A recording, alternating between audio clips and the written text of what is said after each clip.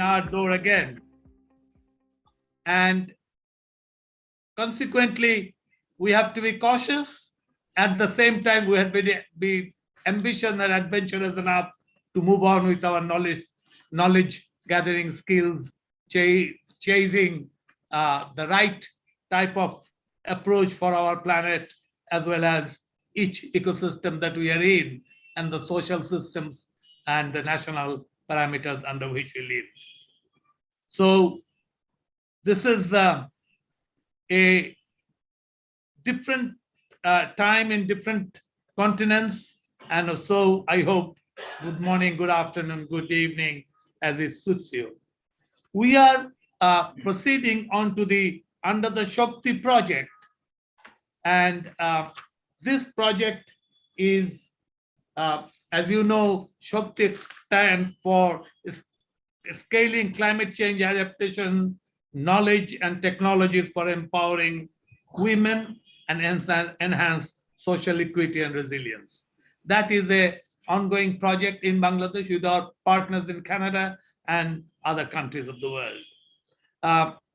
In this project, our emphasis today and the focus would be on gender differentiated vulnerability and adaptation needs of the poor, women, socially disadvantaged groups, and coastal and northern region of Bangladesh, which are both water related and water affected. So, as you may know, that Bangladesh is moving on quite rapidly with its national adaptation plan, and many of us are very closely involved in that. So it is a request from the planners of Bangladesh, right from the highest authority down to the communities at the grassroots level, that we use these skills that we are developing, we use these interactions across the world on initiatives like our Shakti Project and gender vulnerability to give our feedback into the national process, not only in Bangladesh, but also in other countries. So we are not doing many separate things. What we are doing is one big thing for better resilience, better focusing on the growth path, better food, safer water, all the basic needs that we need, at the same time, advanced science and scientific knowledge to go forward. Gender, youth, and social inclusion forms the essential part of it. And it is the gender differentiated vulnerability and adaptation needs that we are focusing on here now. So it is with this great pleasure, we are moving on with the project, and today's program, we will be seeing that this initiative, the whole initiative under which we are working on, is the Gobeshona project, which has been initiated for 5 initial years as a national initiative, last 2 years as a global initiative, and this is the 2nd year of the global initiative. The ICCCAD, based in Independent University, Bangladesh Center for Advanced Studies, and others. And in this project, University of Manitoba, Canada, Department of Women Affairs, Ministry of Women and Children Affairs in the government of Bangladesh are essential central partners, but there are many other partners across the country and across the world. So, giving due recognition to all our partners, we are moving on to where we are trying to go with this. The Shakti Project, the large goal and objective of the Shakti Project is, the general purpose of this project is to scale up appropriate, socially transformative climate change adaptation technologies to support empowerment of women and disadvantaged segments of population everywhere, but focus on coastal and wetland ecosystems. Let's remember, we are talking about socially transformative climate change adaptation. Bangladesh has been a leader, a sufferer, and an initiator on many various aspects of climate change activities, right from the ordinary population who are facing it, to the scientific community who are trying to learn generalized lessons and also take into the global system for better improvement. So what we really are trying to do is better understanding of the dynamics of various factors that adversely or aggravate climate change impacts. That's the first one. Second one is to identify and evaluate innovative or adaptation options and technologies in focusing on water and agriculture, which is nearest to the livelihood of the communities and people. Thirdly, enhancing a stakeholder awareness and capacity on the gender equity and a special focus on women and their advancement, including children. Fourth, and the last, is the engagement and facilitate policy deliberations and coordination for scaling up climate change adaptation transformation. And the government, not only Bangladesh government, many other governments have been talking to us, trying to get ideas, how do we move forward? So these are milestone activities, innovative in its nature, trying to open up boundaries. And we have been fortunate enough that the overarching objectives are to improve the understanding of climate and social factors, risk and vulnerabilities, as well as gender drivers and social factors relating to differentiated vulnerability, need of climate change adaptation, and disaster risk reduction. Many of the climate vulnerable population are most vulnerable to risk of disaster, and the whole emerging science and policy of disaster risk reduction is closely attuned to climate change adaptation. We have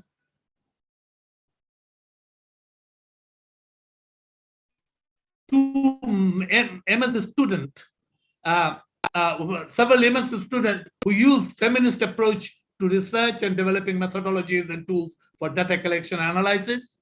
4 students are working with us on masters, 3 masters and 1 PhD, working in Bangladesh on Bangladesh issues, 2 from University of Manitoba, Canada, and 2 working closely with Bangladesh Center for Advanced Studies and its partners.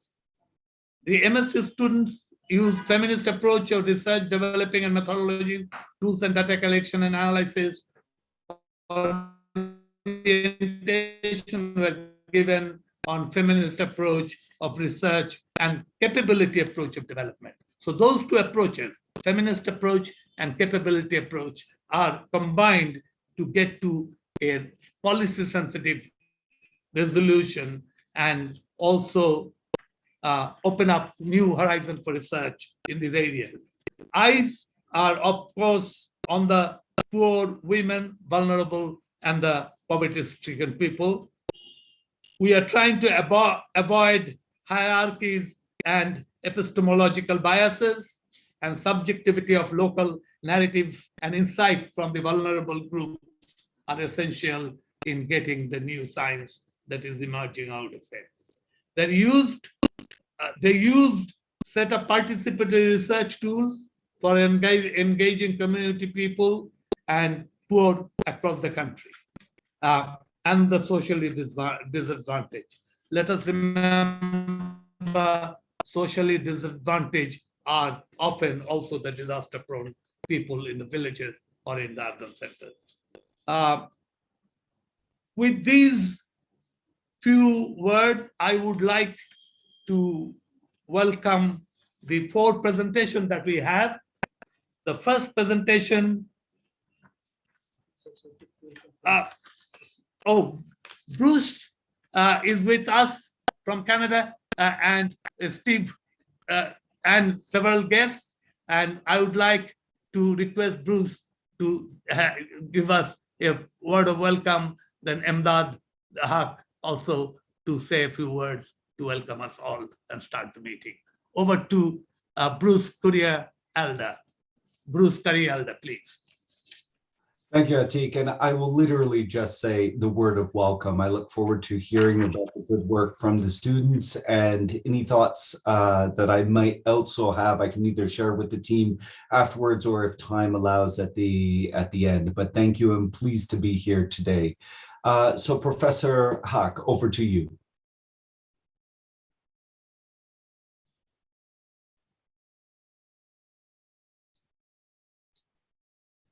I believe you have to unmute, sir. Yes. Good morning, Bruce, and good evening who are in Bangladesh and in other parts of Asia and Africa. I just want to add with Dr. Atik by saying a few words about the significance of this particular session and the scope of our IDRC-sponsored project.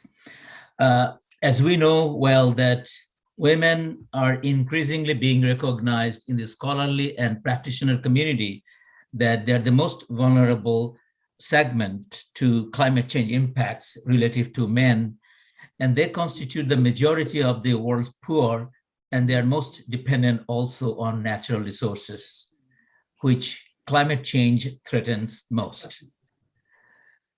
Women bear disproportionate responsibility for securing food, water, and fuel tasks, as well as other tasks that climate change makes more time-consuming and very, very difficult.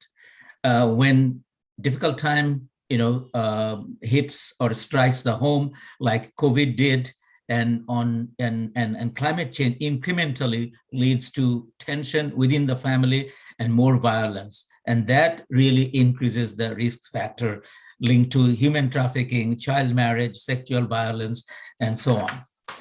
So we can see that climate change is a threat multiplier, quote unquote, because it means that it escalates social, political, and economic tensions in fragile and conflict-affected settings. We have faced and confronted COVID-19. We are still facing, especially like in China. We are facing war in Ukraine. So one after another, the whole planet, the global community is facing difficult conflict and complex challenges.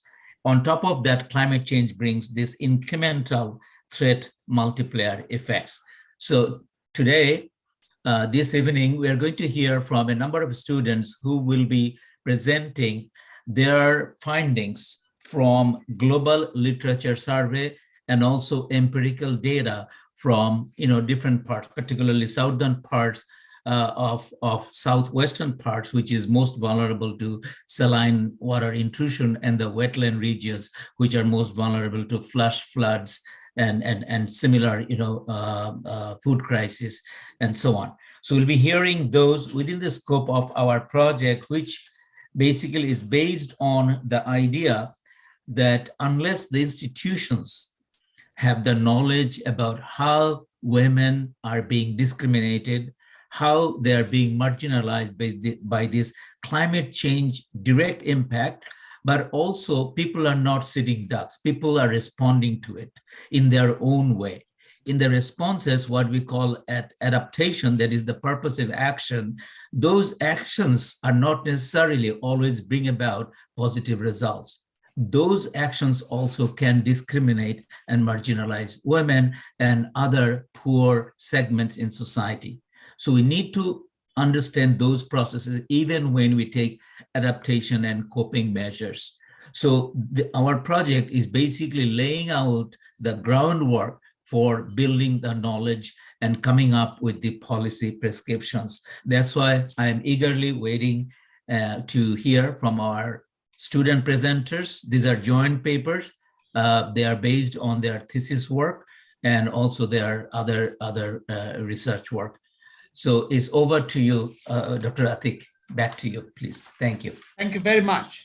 I'm very pleased to note that we have with us Professor Sarmin Nilormi, who is the PI, Principal Investigator of this project. May I request Sharmin to kindly introduce the speakers and the presenters, the researchers in this project. Over to Nilormi, please. Thank you, Dr. Atik, and thank you, the organizers, to present our research activities on behalf of Shakti Project. I would request Ms. Alvira, master's students from University of Manitoba, to present her paper first. To let you know that we have 4 presenters to present consecutively. I would request the presenters to contain their presentation within 10 to 9 minutes to cope up with the time limitation we have. And we have esteemed colleagues and panelists, Dr. Mahbooba Nazreen and Ms. Shaila from Bangladesh Climate Change Trust Fund among us, who will be discussing their reflections on the basis of the research papers presenting here. I would request first Ms. Alvira from University of Manitoba. Thank you. So thank you for the introduction. I'm just going to share my screen right now to show my slides, but it says host disabled participant screen sharing.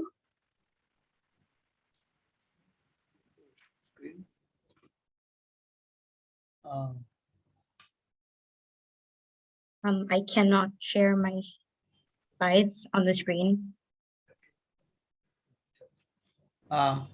Dr. Dijan is trying to help you get through this, and hopefully in a minute or so, we should be able, or less than a minute, should be able to start. Hafiz bhai, are you there? You should make Alvira to like permit her to share screen. Yes. Please, yes, if the screen has been given, and I think you can share it now, should be able to. Sumaya Salim is, yep. I hope everyone can see. You're there. You are there, very the much so. slides. Alvira, we see your screen, your presentation on the screen. Sorry. Okay. Good evening, everyone. Today, I will be talking about the impact of climate change on gender and the aspects of differentiated effect. So there is plenty of literature about climate change impacts on various socioeconomic sectors and ecological spheres, but the literature and research on gender relations and climate change is particularly limited. Aspects of social justice and social equity have also been generally ignored. And although these issues have received some attention in the developed world, very little has yet been done in the low and middle income countries like Bangladesh. So given this backdrop, the objectives of our study were to critically review climate change impact on gender perspectives and to explore the significance of differentiated impacts of climate change on gender. This study was based on a review of journal articles, book chapters, and working papers. The review was conducted systematically using the Boolean search method, using certain search terms like climate change and gender, climate change, adaptation and gender, gender differentiated impacts of climate change, etc. The databases used were Google Scholar, Scopus, and ScienceDirect, and only literature published from 2011 to 2021 were included for low and middle income countries. The papers were selected based on their content and whether they had the search terms in the abstract, title, and or the key terms. So before I proceed, I wanted to share the concept of differentiated impacts. Differentiated impacts of climate change refers to how certain groups of people experience climate change impacts disproportionately. It also implies how climate change impacts can add on to existing issues faced by people and have an incremental effect that aggravates their adversities in life. Though men and women are both negatively influenced by the impacts of climate change, women tend to be more vulnerable to climate change, especially in developing countries and their rural areas. This gender-based vulnerability in most cases is due to the social and cultural expectations and responsibilities on men and women and their unequal rights and opportunities. So why are women more vulnerable to climate change impacts? Well, women make up more than half of the world's poor population, with most of them being situated in developing countries. These women, especially in rural areas, tend to have climate-sensitive sources of livelihood and household chores linked to natural resources. Women also have limited decision-making power and usually cannot provide input on the use of household income or type of investments to make, which are important for adaptation. Furthermore, societal gender norms and responsibilities also make them vulnerable. For instance, in South Asia, during disasters like floods, it has been found that women are often more likely to die as they need to look after the elderly and attempt to rescue their children before going to shelters. In some cases, restrictive traditional clothes for women and norms against women learning how to swim also add to their vulnerabilities. So as a result of these vulnerabilities, women often experience a disproportionate burden of climate change impacts compared to men. Here is the table summarizing some of the findings on the topic. For economic impacts, apart from the loss of income, assets, and livelihoods, women tend to experience greater workload due to climate change as well as the risk of death. As for social impacts, climate change has been linked to increase in school dropout rates, especially for girls, increased exposure to domestic violence, as well as trafficking of girls and women. A study by Alston and colleagues, published in 2014 on Bangladesh, found that during times of financial stress and food shortage, girls are seen as burdens and married off early. These early marriages are also a type of protective measure taken by parents to prevent sexual harassment of unmarried girls that occur in cyclone shelters. As for health impacts, in developing countries, women are often responsible for water-based chores that exposes them to climate change-related vector-borne diseases and strenuous chores involving water and firewood collection, which increases their risk of suffering from heat stress, strokes, neck and spine injuries, and arthritis. A study by Camelon and Boland, published in 2020, linked extreme climate events such as increased frequencies of hurricanes, landslides, and other impacts to a change in age at which girls get their first menstruation due to issues of food availability. Disaster shelters can also be a source of mental stress for women, as there is often no arrangement for personal space or sanitary facilities.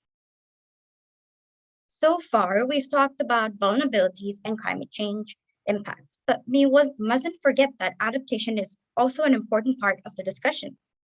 Adaptation involves support and interventions from external sources, or even actions or behavioral changes taken by people themselves to protect their families, livelihoods, and assets from climate change impacts. In these scenarios, women are often active agents involved in community and household adaptation, with their significant roles and responsibilities in society and vast knowledge base. However, sometimes adaptation actions too can have gender-differentiated aspects. Studies have found that men and women take on different adaptation strategies, with many cases where adaptation is lower in females than males. Women often face obstacles in adaptation as they have limited access to agricultural assets like livestock, land, farm equipment, agrochemicals, and technology such as irrigation systems and early warning information systems because they are expensive and women lack skills and education for their use. In some cases, adaptation projects may even be exclusionary, where marginalized stakeholders like women and people from ethnic and religious minorities may have little access to participation in decision-making. Adaptation projects also often follow typical gender stereotypes and are unknowingly biased.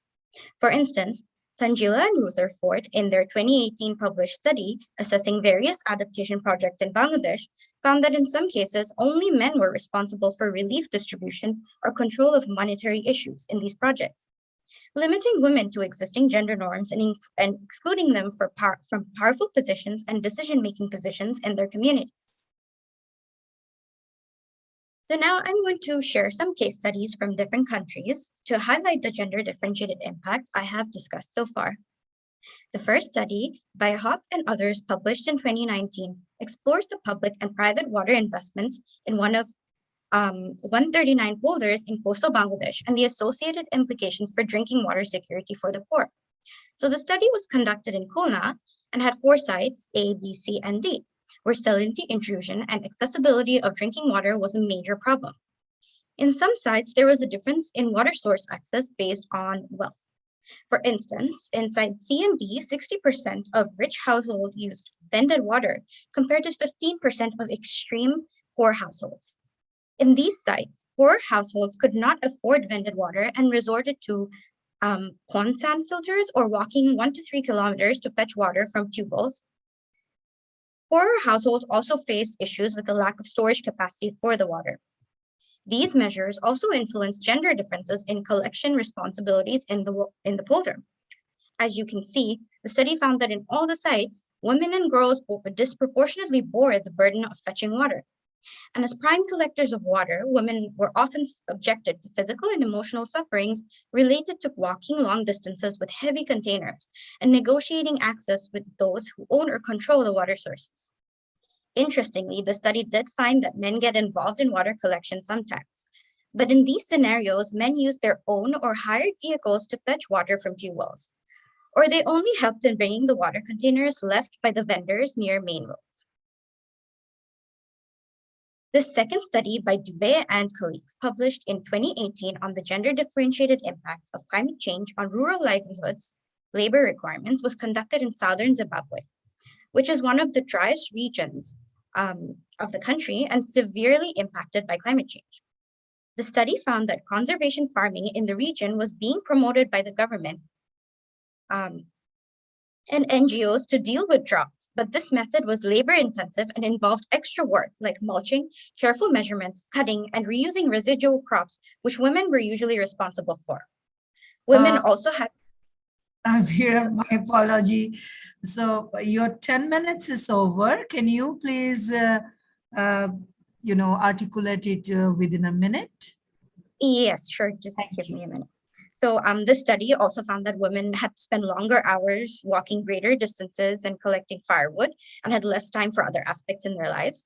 So while men did these tasks occasionally, mostly for paid work, unlike women, they did notice that the greater the distance, the men used donkey or oxen-drawn carts for their tasks. And that men could carry the water more easily and cover more distances quickly. And I just quickly want to highlight this third case study because it was so important in whether all women are impacted in the same way and whether socioeconomic backgrounds play a part in differentiated impacts. So this case study, the study areas were Nepal and India, and there was great inequality and caste system classifications prevalent in society. And women here were assigned to the reproductive sphere of the home and daily farm work, but men were allocated to the public sphere of production employment. And this resulted in a lack of skill development for females. But in the lower caste households, due to major economic need, females also assisted male members in the field and worked as laborers. And so they had a higher workload. And this increased workload is particularly high in households where men migrated for a permanent basis. And there was a huge difference between the ability to cope for women in rich and poor households. So migrant men and from wealthier households had higher education and got higher remittances through semi-skilled jobs, unlike the poor men. And in some households that were larger, they could even rent it out so women could survive on the rent. But and some tasks like plowing required male labor, and access to irrigation can also be expensive, which placed a financial stress on women. And this is not a problem women faced. The study also found that there was an increased pressure on brides' families to provide higher dowries. I'm sorry because we have to manage time, right? So can you, may I request you to kindly present it within 30 seconds at best. Thank you. So women had to provide higher dowries to husbands to send them abroad.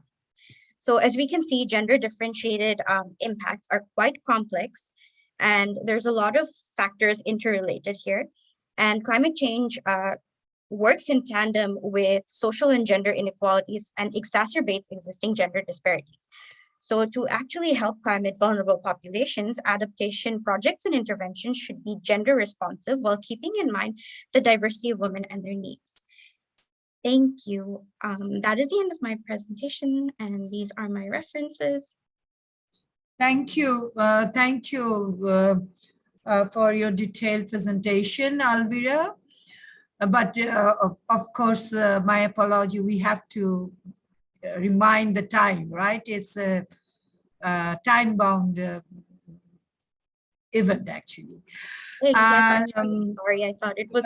I very much appreciate the detailing and the depth of review you did. Many of the references are very recent one, and that is quite expected.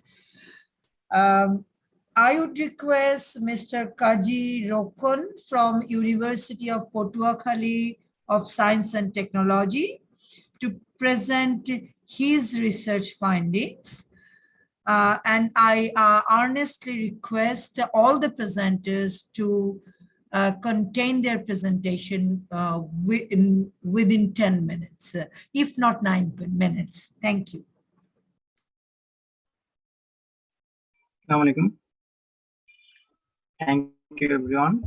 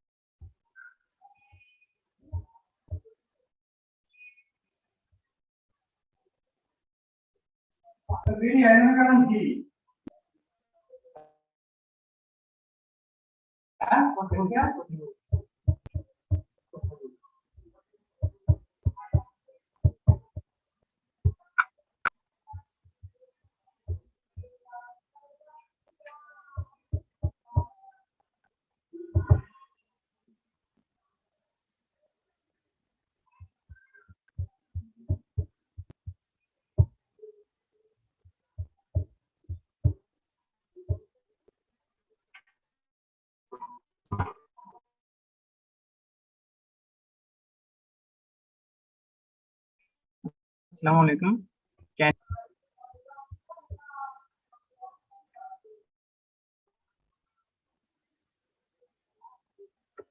Can you hear me, please? Yes, Rokon bhai, you are audible and we can see you.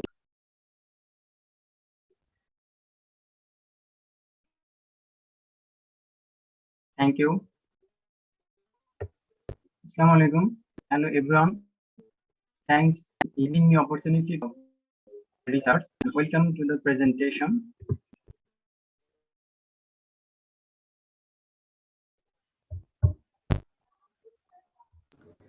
Rokon bhai, your presentation isn't open. My research topic is analyzing differentiated climate change impacts on women in the wetland area. A case study on Sunamganj district. Here I am Mohammad Kajirukununjama from Department of Disaster Resilience and Engineering, Patuakhali Science and Technology University.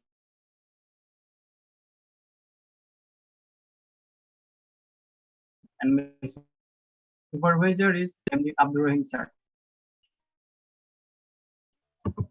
At the outline of the presentation, 7 among the 10 countries in the world most vulnerable to climate-induced affected by climate change adversely, such as flood, flash flood, excessive rainfall, hailstorm, etc. In the Sunamganj Sour area, the socio-economic and livelihood conditions are much different from other parts of the country. All classes of women in the wetland area are typically at higher risk than men due to differentiated climatic impacts. And there are 2 objectives of my thesis. And the first one is to measure differentiated climate change impacts on women in the wetland areas of Sunamganj district to explore the dynamics of numerous factors that aggravate differentiated climate change impacts on women.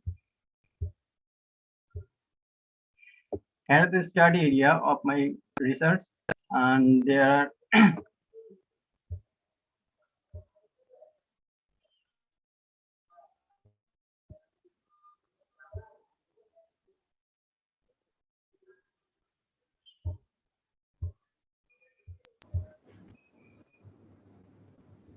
at the study area of my research, and there are two upazila in Sunamganj district are selected for the study purpose, and they are Dwara Bazar upazila and Jamalganj upazila. And the right side figure indicates the respondent's location, and the GPS system helps to identify the location by the red color.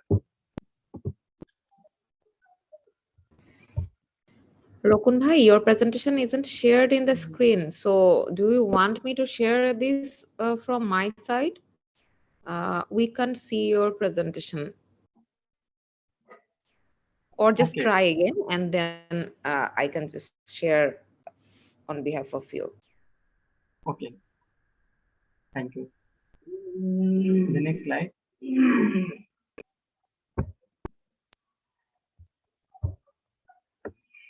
In the research approaches of my works, there are components and subcomponents of TDRA framework that I have selected for the data collection and for the data analysis that have adopted and contextualized as needed.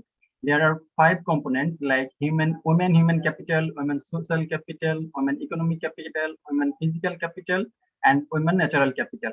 And all the components are included have some indicators like education, health, skills, and all are the related to the women purposes and their climate change impact. And the equation is used for the analysis of data of my research.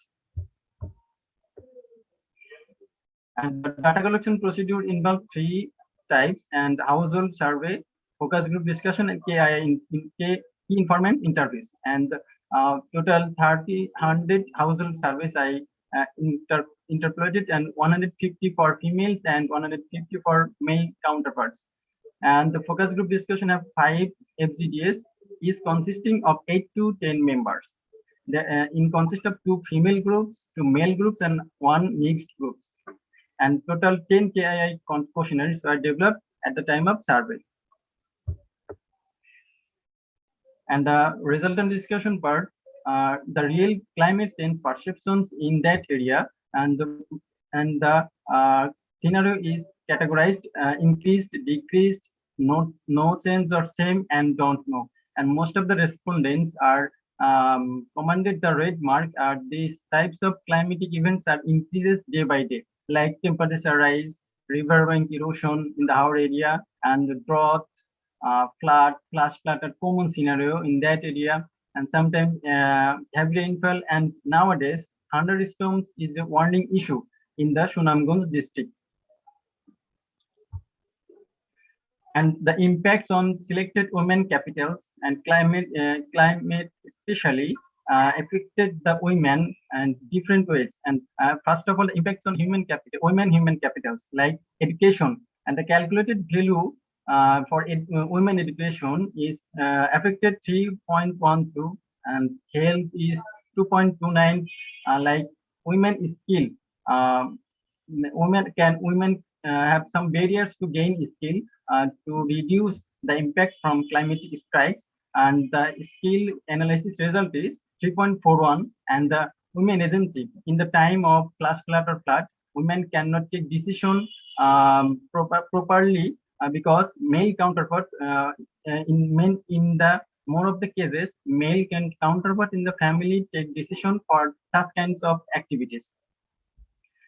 And in the social capital for women are impacted, and the reduced trust for women, and women networking system in the area are practically visible because religious conservatism, gender roles, cultural barriers are effective manner to reduce women networking for women networking to the partners or the organization, and etc. And sometimes social value and norms are reduced drastically in the time of climatic events.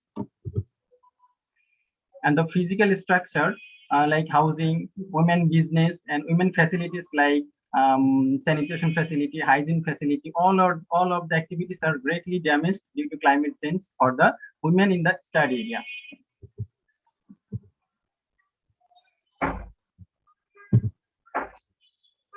And the overall climatic impacts on women is the 5 components, including human, social, economic, and physical, and natural.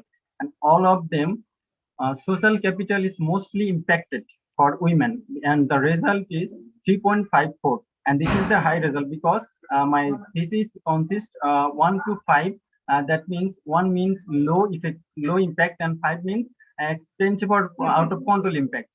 And the over 3 is high impacted area. And so 3.54 is a high impact area for women due to climate change. And then second is women human capital, like women don't take proper education, health facilities, including human purposes. And then natural capital, women are women have very much barrier to access natural resources because mainly male person are relatively related to the natural resources for collecting. And the conclusion of the research, people living in our areas are more vulnerable in terms of natural catastrophes of flood, flash flood, riverbank erosion, heavy rainfall, etc. The irregular natural events have severe impacts, especially on women's income, livelihood options, education, health, infrastructure, assets, and skills. Most of the women faces social and cultural vulnerabilities and have barriers to take charge in DRR, disaster risk reduction. And here are some recommendations. In the climate change of concepts, women involvement should be monitored regularly. Initiative of resiliency must be enhanced based on differentiated impacts.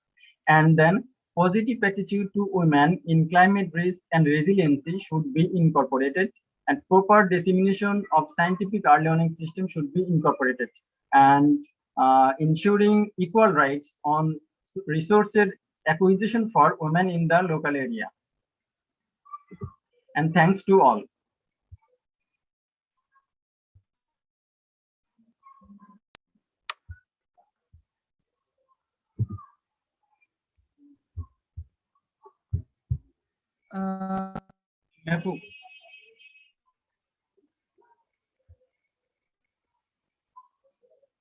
Can you hear me?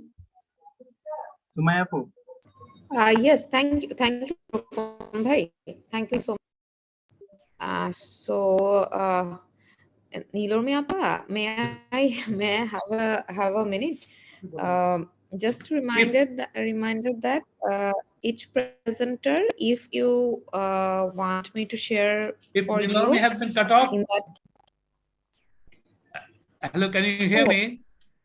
Yes, sir. Yes, sir. Yeah. I think there is a storm, very, very ironical and very typical that as we speak about the extreme event, there is a storm going on in Dhaka. Can and you hear us, probably has cut off Nilormi. Are you there, Nilormi? I'm in my university area and it's a storm going on. You're okay? Are you back into the... Yes. Yes. Hello? Can you take over? Yes, Nilormi, we can hear you. Yeah, this next speaker, if you request for the next, go ahead. Next speaker, I would request Mr. Abul Kalam Azad, PhD student of University of Manitoba, to present. And my apology, the connection is very bad here where I am right now.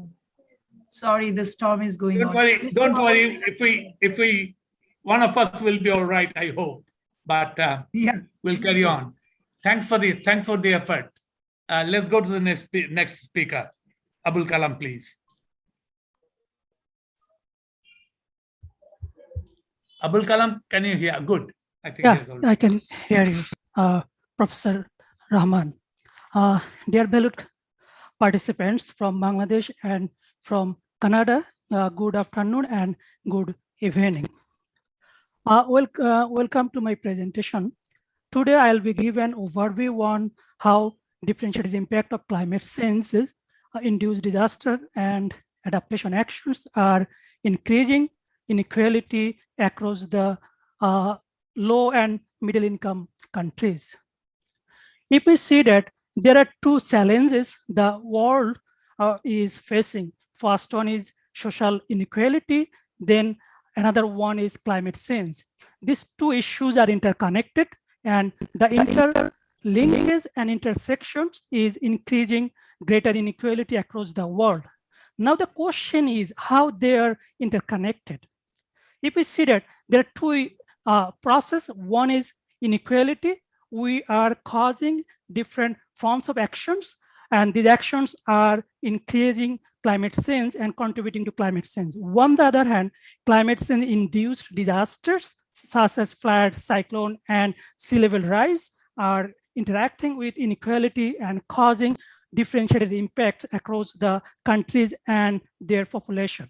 So that's why particularly marginalized communities and are experiencing disproportionately because of their capacities, limited capacities, and their limitation to access to different forms of opportunities across the low and medium income countries.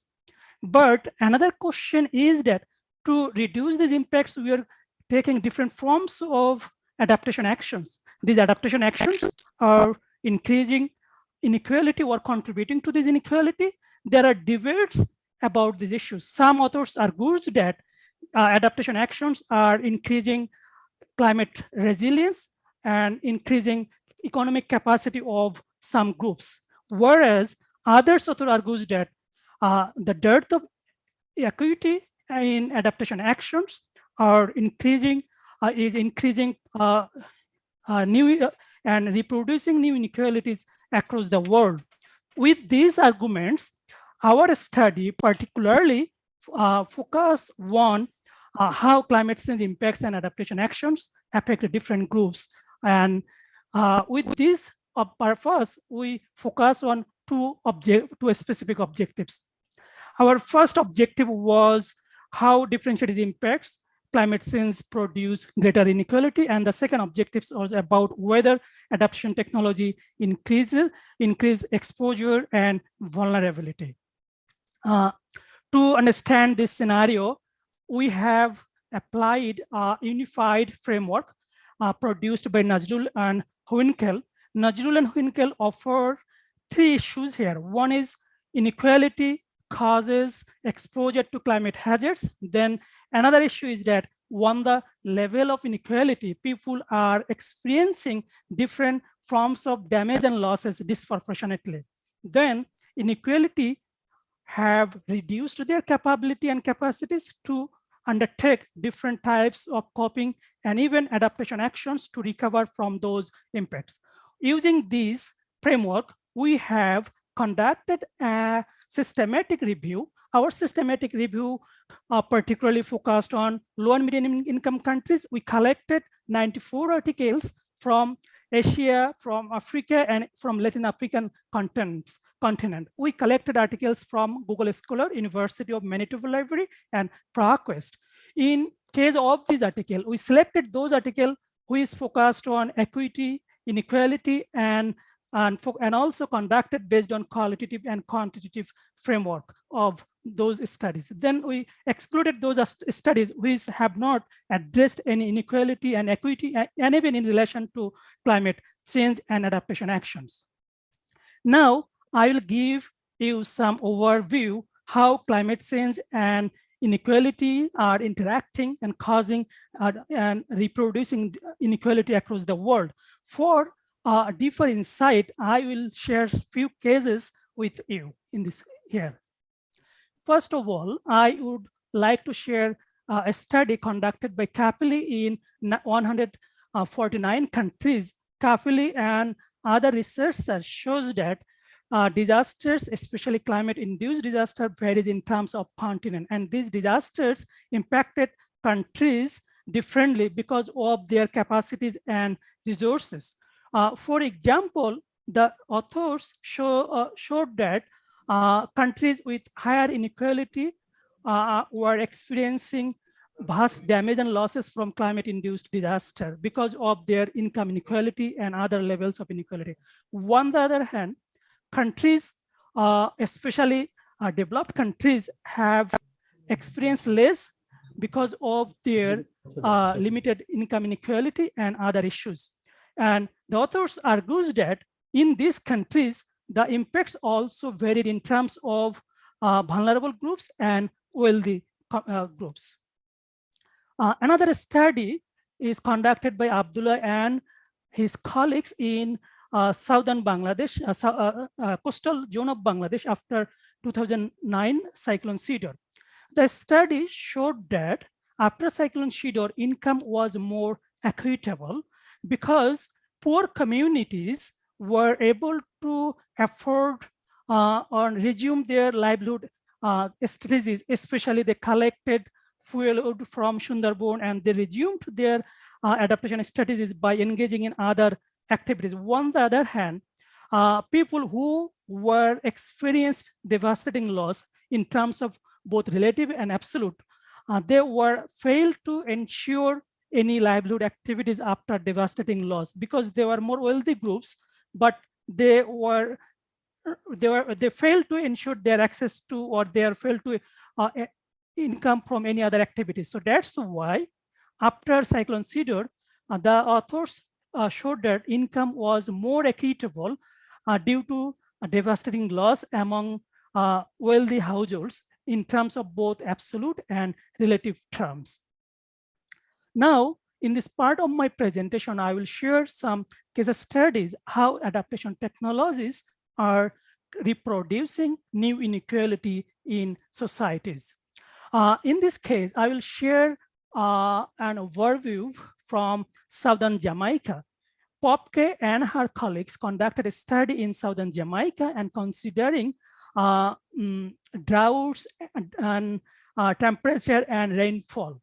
The authors have shown that inequalities varied in terms of education, income, ability, skills, and power. However, to reduce the impacts of climate change, government introduced black tanks, drought-tolerant sheets. You can see the picture here, and even government introduced water 5 and greenhouse and hand watering.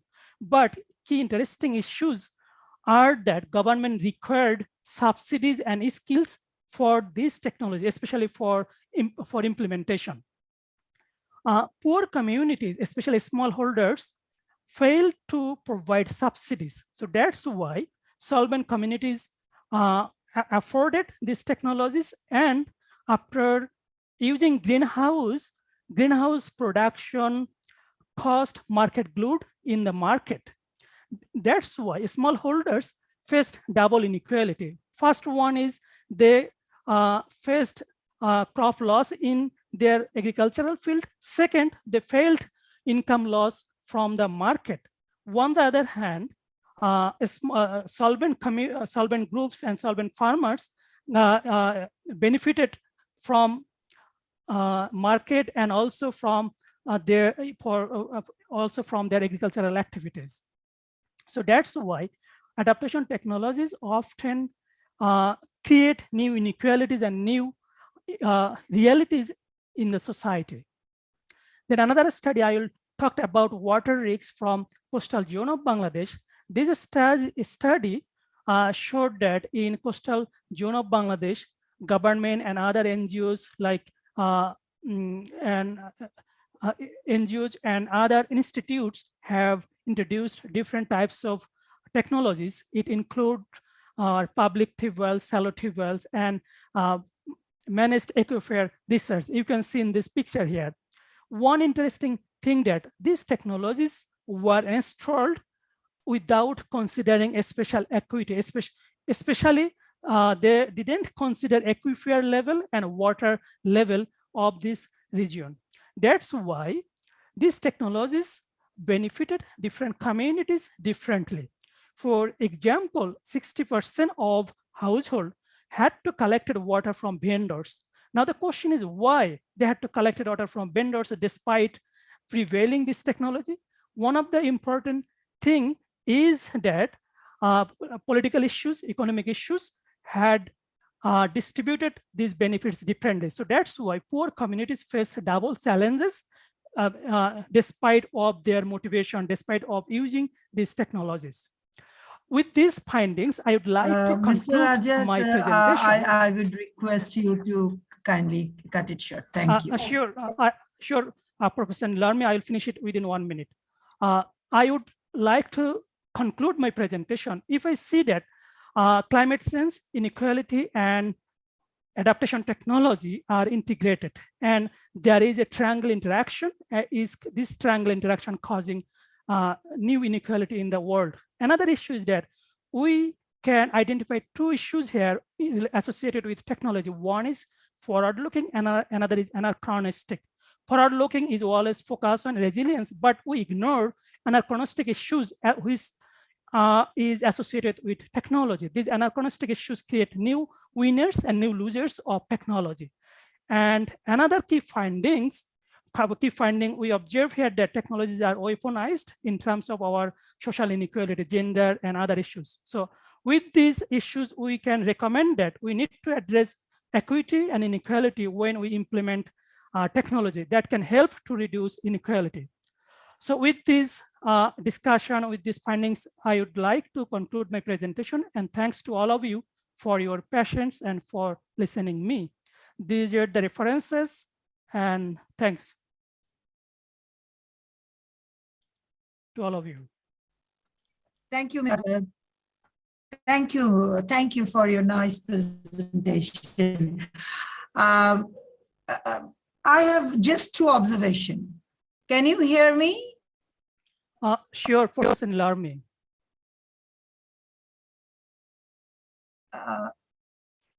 Is it clear?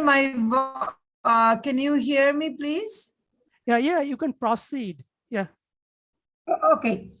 Okay.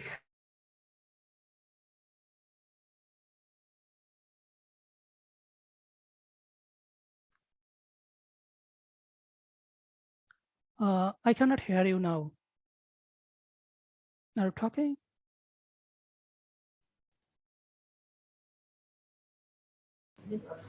Maybe Nilormi Appa is cut off because there are some storm is going on in Dhaka. So we may start our next presentation and we'll get back to Nilormi Appa when she's back. So Maya, before going to next presentation, may I have my two observation here? Sure, Appa. We're just thinking about that. Connection is very poor, but yes. I need to address those. One is the inclusion principle and the exclusion principle of literature.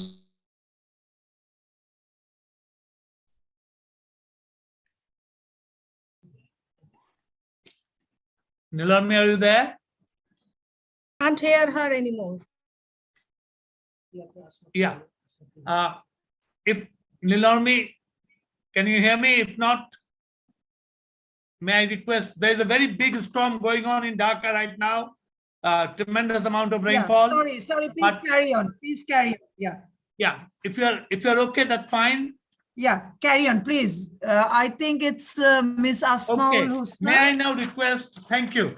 May I now request Asmaul Husna from Khulna University to kindly give her presentation. This is the last presentation of the researchers. Thank you so much. I am very delighted to share my work with all of you. Very good evening to all of you and welcome to my presentation. Can you hear me? Yes, we can. Can you see the presentation? Right now we see the welcome to the presentation. Yes. Okay, yes. Okay. That is fine for me. Okay. My presentation is on understanding the differential climate change impact among impoverished and disadvantaged households in coastal Bangladesh, a case study on Satkhira district. Let me introduce myself. I am a master's student from Urban and Rural Planning discipline, Khulna University.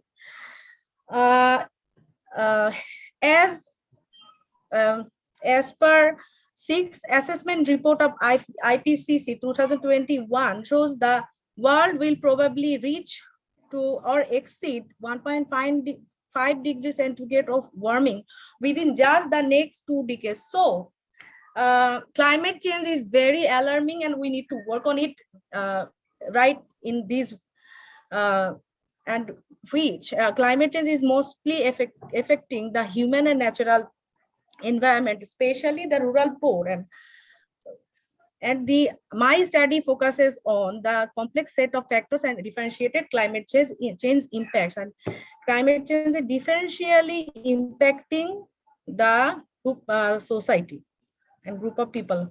I am rushing a bit because there are lack of time and I have too many slides to show. Objectives of my research are different to assess the differentiated climate change impacts and then to explore the factors that shape differentiated climate change vulnerability. Then here there are 5 research questions of my study which indicates the potential clusters of impoverished, trends of climate change variability, local people's perception, impacts of climate induced shocks, and finally the coping strategies. Then in literature, reviewing many of the literatures, I have found that there is a vicious cycle of vulnerability which starts from low yield to low expenditure to low savings and then low demand. And climate risk and vulnerability play differentially at different social groups. I have classified 4 categories of impoverished household according to HIES 2016 and World Bank 2015. There are 4 categories: most impoverished, moderate impoverished, impoverished, and non-impoverished households. This is my conceptual framework. There are 3 dimensions of climate change impact or exposure to shock, sensitivity, and adaptive capacity. And there are many components of these categories or these dimensions. Now, finally, coming towards my study area, I'm studying Kaliganj and Shyamnagar Upazila of Satkhira district in Bangladesh. Oops. Sorry.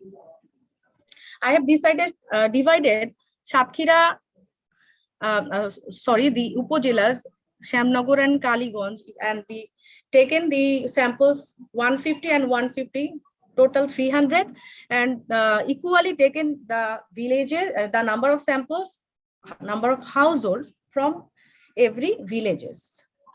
This is the sample size determination, and the components, major components and subcomponents. The major components are food security, economic impact, from impact and sensitivity, exposure and shocks, from vulnerability dimension, then adaptive capacity. The major components are physical adaptation, social and financial adaptation. There are some sub component which I have linked here. Then method of indexing, it is a LVI method, indexing method, which I have followed in this study. The question mainly is why spatial variation take place to vulnerability and why differentiated vulnerability is going there. Then comes straight to the analysis part. Differentiated vulnerability analysis includes understanding the differentiated exposure to shocks. In my study area, there are cyclones, riverbank erosion, flood, storm surge, drought, and salinity. And the impact of climate change and induced disaster and related sensitivity are impacts on agriculture, health issues, social impact, economic, and people are going to cyclone shelter or not. That is also a proximity issue. Can you hear me or can you hear me? Yes, we can hear you. So Okay. please proceed. Okay, thank you. Thank you Carry so on, much. please, carry on. Okay, then Carry on. Time is there running. are adaptation capacities, which are resilience to water crisis, resilience to housing, loan source and utilization, support from union, and access to social safety nets, access to disaster management system, which is warning system, training and relief, etc. There are some common exposures which are vastly affected and that are a outcome of climate change in my study area, which is heavy rainfall, flood, cyclone, and cold wave. Now coming to the data, I have noticed that the Shamnagar Upazila is mostly saline affected than Kaliganj. And there are food insecurity in Shamnagar mostly because of the salinity and the agricultural low production. The map also shows that. The dark blue areas are mostly food insecure. And then the multiple health issues for salinity is in Shamnagar, potable water crisis and salinity are the key issues for these health problems, which are skin diseases and waterborne diseases. Social issues like early marriage and child marriage and child labor are mostly seen in Burigualini, Gabura, and Poddopukur. As I have told earlier, that the production loss leads to the reduction of savings, which is shown in this graph. Then there is a quote from Samuel Taylor: "Water, water everywhere, not a drop to drink." I have noticed in my study area, there are rare, very rare and crisis of potable water. The deep purple color shows the scarcity of water in this map. Then there are sanitation problem, which is perceived in my area. Toilet damage and other problems are major due to climate change and disaster of recent years. And my field study have showed that there are, if the people are the houses are not so distant from the cyclone shelter, the less than 1500 meters, then people are going to the cyclone shelters. Here is a example of transitional poverty, which is circulating generation to generation. I am not explaining it due to lack of time. Then there is another one, another case study from my study area, which is Kaliganj, that people trying to escape from poverty by giving their daughters marriage, but not really coming out of it because of the emerging disasters. And the vicious cycle goes on. Here is a adaptation strategy for water scarcity, which is basically rainwater harvesting and taking water from the nearest collecting point, which is not less than 3 kilometers from their households. And there are social issues and road problem, harassment, carrying difficulty, and those who do not have the capacity or physical or capacity to fetch water from the point, they are collecting drinking water 5 taka per pitcher. Then rainwater harvesting, and rainwater harvesting tank is not that available there, and patron-client relationship is claimed for getting rainwater harvesting tanks there. Then the people are taking loans from the NGOs, mostly in the study area. Then they utilize their loans for repaying and repairing their houses. So as I have told, that there are vicious cycle, taking loan to give loan installation. Right. Then this is a output of LVI, livelihood vulnerability indexing, that is sensitivity and exposure to vulnerability. Must have noticed that Maheshwarpur have exposure and social issues, and Krishnanagar have water scarcity.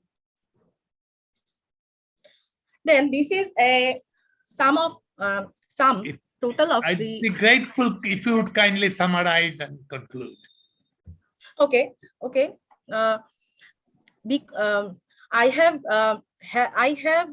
identified the major components like physical, environmental, and natural, and then the food security, water scarcity, health issues. These are the major component, and each and every unions have their scores, and according to scores, the vulnerability score, Maheshwarpur, Dakshin Shibpur, and Padmapur contains the most vulnerable households due to the climate change. I have the major components here, and there are more sub-components under these all 1, 2, 3, 4, 5, 6, 7 major components, and the score of LVI is here. And Maheshwarpur have 0.6, and Dakshin Shibpur have 0.6, and Padmapur have 0.5. So this is the LVI score, and if it is big or greater, then the vulnerability is basically they are mostly vulnerable, and this is a comparison between the unions. Then here comes to my discussion or conclusion that due to exposure to climate change, is overall exposure is high in Shyamnagar, salinity storm surge is higher, food security, higher food insecurity in Shyamnagar, social problem, financial crisis, and gender issues create social problems, water scarcity mostly seen in Shyamnagar, and in the social adaptation, Shyamnagar poor access to social safety nets and patron-client relationship is there. Kaliganj is higher in social capital, people are helping each other. Physical adaptation, Shyamnagar habituated in living with disaster, and they are living beside Sundarbans.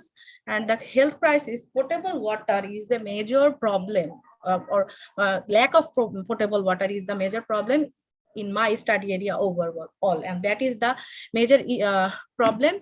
People are having health issues as well. This is my conclusion, and vulnerability should be studied by integrative framework to advance the development. I am summing up all my objectives and my analysis. Then sustainable livelihood, suitable adaptation approaches should be taken under consideration, taking spatial variation, because spatial variety and difference between spaces and climate change is the major factor here, and this disaster risk reduction for differentiated vulnerability and holistic approach should be taken into account. These are some captures from my study area, and these are the references. Thank you very much. Thank you. Thank you. Excellent. Please. Excellent. If we can now move on to the distinguished panelists. I do not know, there's a very big storm going on in Dhaka right now, tremendous rainfall, so some of the areas may be disconnected.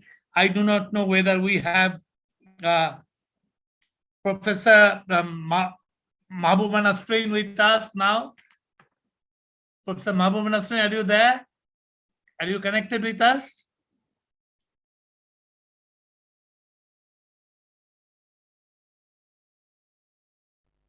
Mahbub, are you there? Probably I don't hear. Shakila Yasmin? Miss Shakila Yasmin, you are there with us, I hope. Shakila, are you there? We had contact with Shakila Yasmin a few minutes before. So I don't hear. Again, back to Professor Mahbuba Nasreen. Are you connected or have we lost you in the storm, disconnected? Well, if you have the chance to bring any of you, now we are open for open discussion. I don't know, please, if you'd just raise your voice and let me know who you are. I would be happy to welcome you from any part of the world. I think we are still connected in Dhaka with this proceeding going on. So any input from participants, if you just let me know who you are, and then make a short presentation. We are sort of running short of time. So open discussions. Anyone out there? I don't hear. People are in Dhaka around, and Bangladesh are preoccupied with the conflict. Shakila is available, take access. Shakila is available. The organizers, please. Shakila is available. Could you? Yes, sir. Yeah, Shakila, go ahead. Sir, can you hear me? Yes, indeed, I can. Go ahead. Good, excellent. Okay, thank you so much. First of all, I would like to congratulate all of the 4 presenters for their very comprehensive and nice presentation. As due to time shortage, I don't go everyone's presentation, but summarize can be delivered from my side. First, Alvira, Mr. Rokunul Saman, and Asmaul Husna. Mostly they are shown their research about the climate change impacts on different sectors in different way. Rokunul Jaman shows in our part, like Sunamganj in our country, how the Sunamganj area affected by the climate change issues, and women are faces the challenges due to the issues. And both Alvira and Asma shows their different part of the world, how the climate change issues impact in their research papers. Mostly one thing I observed from their presentation that they have shown in our countrysides, they have mostly put emphasis on water sector, and they showed link between the water and women relevance in their research paper. But I would like to recommend both of the presenters that besides the water sector, there are a lot of sectors that women faces challenge nowadays. Definitely, no doubt that water is mostly related to the women issues for collecting water or any other things. But rather than water sector, like agricultural sector, household management, or any other technical issues, women are very much closely related to these issues to manage the climate change impacts. So nowadays it is time to focus not only the water sector rather than the other sector, relevant sector that women can highly incorporate themselves in climate change management or climate crisis management. Secondly, for Mr. Abul Kalam Ajit, who is a PhD researcher from Manitoba University, very much interesting research paper. He showed to us that how the adaptation actions affect the low and middle income country. So we are looking forward to the final findings from him that he mentioned that adaptation technology sometimes are barrier from the adaptation options to take the adaptation options in different countries. So how technology can be varied in different countries from the low income to middle income countries. It is very much enhancing how the people can be adapted or incorporated the issues of technologies to manage the climate crisis. And for Mr. Rokuno Jaman, I would like to mention one thing in his presentation that he mentioned in his conclusion part that he will focus the disaster risk management, but in his recommendation, he mentioned only the flood or flash flood management in Sunamganj areas. But in Sunamganj or like our areas, lightning is one of the most vulnerable, most key disaster in the Sunamganj or our area in our country. So I must request you if you have an option to highlight how to manage the lightning crisis in Sunamganj areas, or particularly the Haro areas, then you can emphasize or put it in your research papers. So finally, I congratulate all of you to present your findings with us. And with these few words, I would like to conclude here. So over to Atik, sir. Thank you very much, Shakila. That's wonderful. I totally endorse your point of view about the lightning. It is increasing across the country, but more in the northeast western area of Bangladesh and in the Howard Basin. We have some crude first-order explanation why it could happen, but it's not the best science yet. So with that, we move. I think is the last request if Professor Mahbuba Nasreen is with us. I don't think I hear her. That area where she lives may be already, some areas have lost electricity in Dhaka as well. But anyway, let me move on to bring the discussion to a close. We wanted an open discussion. I have not got any knock from anyone yet. Dr. Atik, could we hear from Bruce from IDRC before yes, we close? If Imdad, would you like to say something? Basically, I would like to hear from Bruce. Sorry, go ahead. Yes, I was going to request Bruce to give some comments on the overall presentation and the proceedings of today. Are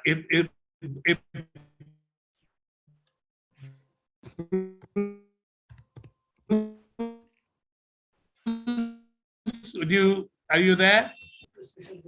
Yes, indeed. Thank you, Dr. Raman, and pleasure to offer just some brief remarks, knowing that we're against time and we've had a rich amount of detail already. One of the things that was really remarkable looking at the presentations is how access to early warning is actually quite pervasive. People know what's going to happen and are able to take action. Yet the challenges is more in coping with the damages to homes and the access to water, really the implications for poverty and the ongoing health risks faced by these communities. So how one can afford to be able to recover and manage one's finances over time. What I think we're seeing is an eloquent description of the interconnections amongst climate, disaster, and poverty. That really vulnerability and resilience of these communities, the well-being of people over time is intertwined, that we cannot treat these as separately, and how one experiences a particular shock or the assets and livelihood one has at one moment, how those can change and opportunity space get constrained or increased over time. And this is perhaps the missing things that we need to look at moving forward. One, very much, how do we avoid, in the terms of IPCC, maladaptation, taking actions towards climate change that actually make situation worse for women and vulnerable people? But also, how can we end up with a virtuous cycle, that the investments made are able to help people enable greater choice, greater dignity, and be able to have greater hope for the future than they have for today? So this sense of what the IPCC calls climate resilient development pathways, how can what we do now not only be resilient to a climate, but also enable greater dignity and freedom over time? This is tremendously interesting work that's being done. I also see the potential for bringing these pieces together much more tightly. We've seen some of the theoretical review of the literature, some of the empiricism from household surveys. Now bringing this together, how do we actually take the knowledge that we've gained from these communities, make sense of it to be able to distill that wisdom that will feed into, as Dr. Raman said, the next adaptation plan, to be able to take it to the next scale, this ability to tie it all together quite nicely. There's strong potential there. We've seen the beginning of it today. We've seen how this has evolved over time, and I look forward to seeing how the project continues, how the partners continue to make sense of it, and the careers of these students and participants evolve over time beyond this project. So thank you. That's all from my side. Thank you very much indeed. That's great. Number of issues that you have raised and very pertinent. One is, how do we take this learning, which are individuals' learnings, into a collective knowledge? So what we have is a set of early knowledge, but mostly information. How do we convert this information into knowledge and make it available to the policymakers and the scientific community, as well as feedback into the community as to what we can do better? As for the question of water, various times we have said, and this has come out in the when we talk to people, that climate is water, for Bangladesh at least. It's so this water to climate linkage is a very strong link, and survival of the community, whether it's crops and vegetables and growth and transportation, all. Let us remember Bangladesh is developing at a tremendous rate. Like amongst all the least developed countries, we are still a least developed country, but the growth rate is proceeding fast. So we are overcoming some of these. But nonetheless, the planning horizon that we have is going on. We have different planning horizon now. You might know that we have the 8 5-year plan, and then we have a plan up to 2041, and then we have a centurion plan by 2100. These are mega plans. They can't be called plans, they're more perspectives and visions. But nonetheless, people are working together and various sectors are coming in. But climate change remains one of the stressors, and emerging stressors which will only continue fast, bigger and further as we go along. That's what IPCC tells us. IPCC sixth assessment particularly has told us that reaching maximum of 2 degrees by end of the century looks unreal. We might cross 3, go to 4 degrees, which would be great misfortune for all the population that we are talking about in Bangladesh and many other developing countries, including rich countries. The second is the whole issue of production, distribution. Fortunately, Bangladesh farmers have done wonders by producing more food meaning here rice particularly, than we are needing right now, almost there, though we are oscillating around a vulnerability of scarcity. We are now oscillating around a vulnerability of moderate self-sufficiency. There are shocks and subject to shocks and weather extremes hitting us. But nonetheless, the various plans of the government, the 8 5-year plan, the 40 plan to 2041, and the vision of the end of the century, all these are in tandem and in sort of parallel and in different degrees. And one of the areas where our work, this piece of work that we have done, government is interested in taking it on and taking it further. Our job is to make this into good knowledge, well presented, short, sharp outcome from all the experience we have, and take the next step forward in influencing the policy, as well as making the science right and identifying where the uncertainties are. And we cannot wash over the uncertainties, and we must be able to help policymakers in that direction. At the same time, we must sharpen our science better and better as we go along, and the research that the young people have done have shown that there are opportunities of taking this further, given the right opportunity. So the work that we have been doing only shows that we have to do more of this, better and faster. Time is short as a whole for the country and the population, though we are physically and economically, industrially doing much better, and we are connected. The great bridge across the Ganges, Padma, will become one of the big stimulus of GDP growth in the next years to come.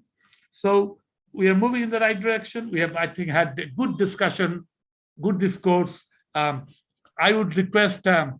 Amdad to give his comments on this today's proceeding, and then I might have a short summing up. If Bruce is available, he might come in as well. Over to Amdad, please. Thank you, Dr. Rathik. Appreciate your very illuminating and comprehensive reflections on what we have discussed today and what is relevant for Bangladesh and also other developing countries and the whole world. I think your reflections captures it all. I just want to highlight one particular point, what we learned from this session today.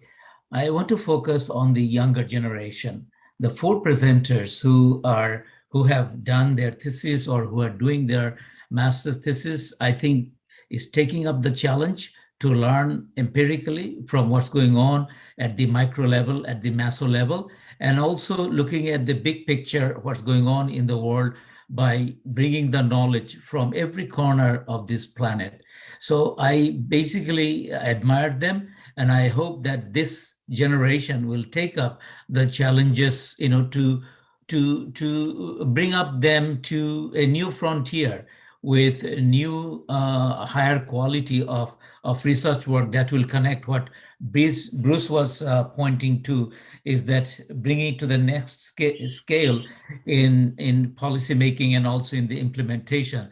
And that's the way we can make the differences. So connecting knowledge with practice and the role of new generation, I think, is the key here. And our project is helping us, and we continue with this mission with our partnerships. Thank you. Back to you, Dr. Atik. Thank you. I am a bit tempted to be at least ambitious and make one suggestion. I don't know if it's too premature to do that. The level of knowledge and understanding and the presentations that we have seen, there is enough there to pull it together into an understanding and a piece of science, as well as some of us who are linked with policy of the government and knowing various other initiatives of the government. I think there is a book here that comes out from the research, goes and relates to the policy, and some bold conclusions. Now, these conclusions are never final, but it leads us on a way. So what I would call a little piece of work altogether will do is to stimulate the government and the planning commission and others to take and integrate natural resource, disasters, integration, methodological issues and challenges, and improve the science of it. So all that can be clustered into chapters of the book and make it viable, available, cost-effective.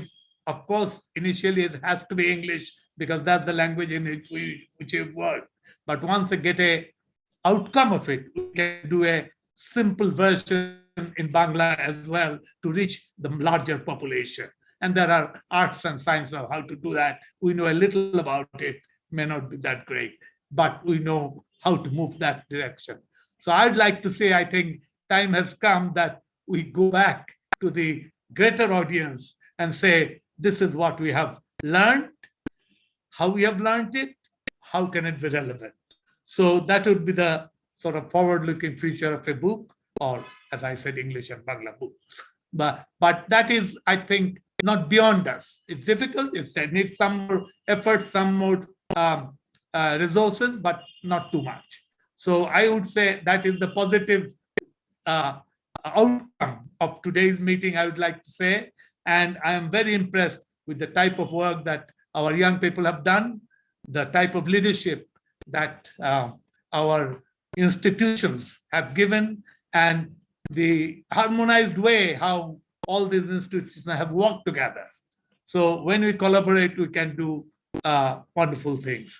That is a lesson I've learned again from these. So I would not go any further, but to thank Imdad and all our friends in Canada, in Bangladesh, across the world, and all our experts who have given their input, our advisors, and all the very cogent ideas that have come and the presentation that has taken place over a very short period of time. As I said, fortuitously, or as it would happen, we have a very big storm. Just, I think we're getting out of it in Dhaka. So it's a coincidental, but gives us the omen that these things will happen, and we have to do better in our knowledge assimilation and distribution. With those words, If nobody has anything last minute to say, then this is the time to say it. If I don't hear anything in the next 10 seconds, I will call the meeting to an end, if that's all right with all of us.